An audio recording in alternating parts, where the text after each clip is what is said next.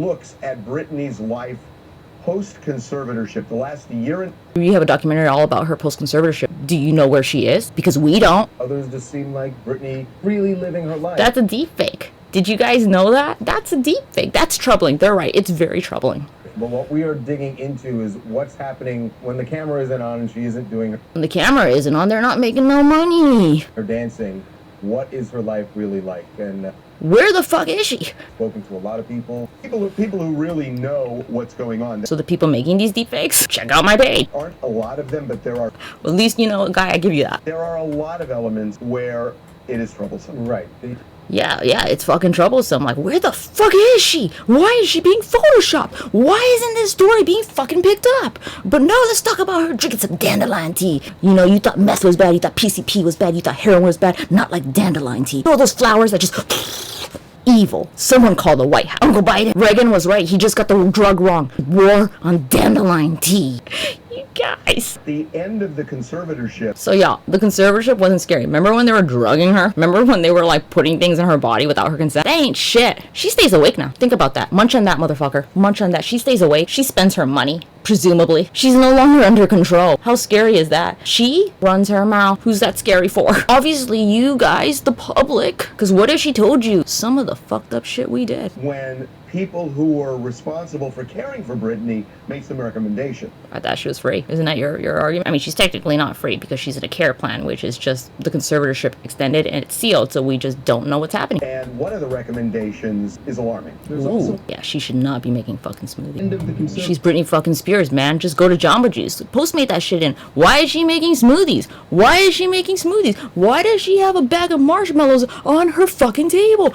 If this is an Airbnb, how long has she been there? The marshmallows mean she's been there too fucking long. There's grocery items, okay? This ain't like no vacation no more for like a day. This is like she's been here for at least a week. Also an element of danger.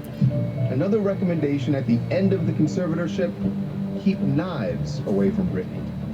Keep knives away. And Sam was like, woman, make me a smoothie. I'm so afraid you're gonna abuse me. Please make me a smoothie. And here's the knife. Don't hurt me. I'm much taller than you and physically overbearing. And in the dynamic of power, I have more of it. But don't hurt me. I'm so beautiful. First of all, Sammy, what? You're not beautiful. Your hairline's receding. Pointing on my ass, motherfucker. He has had a fascination with knives. Oh, okay. At one point, sleeping with one under her bed.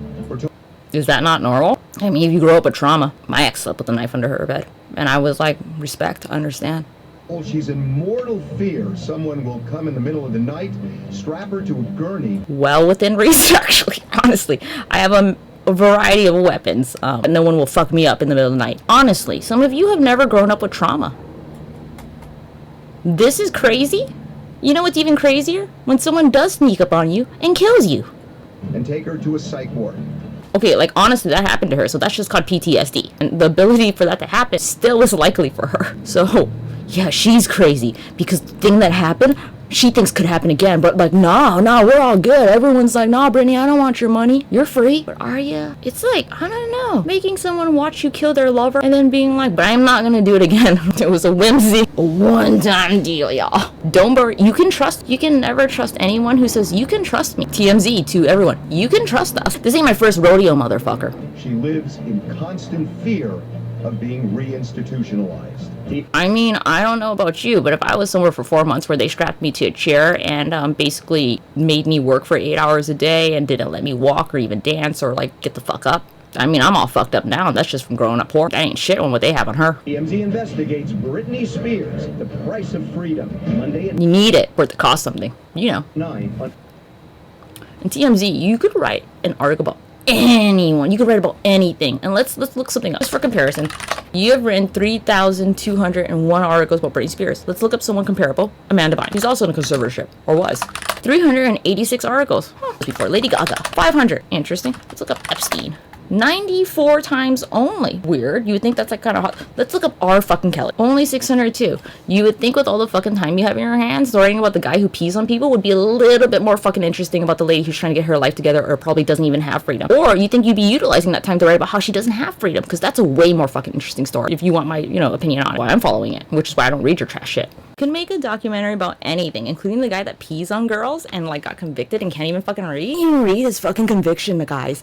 But you know what we're gonna use our time and our resources on? Let's bury that woman we did in 2008. Yes. Perez Hilton, are you here? I know you're irrelevant, but do you want to be in our documentary? Here's what TM fucking Z.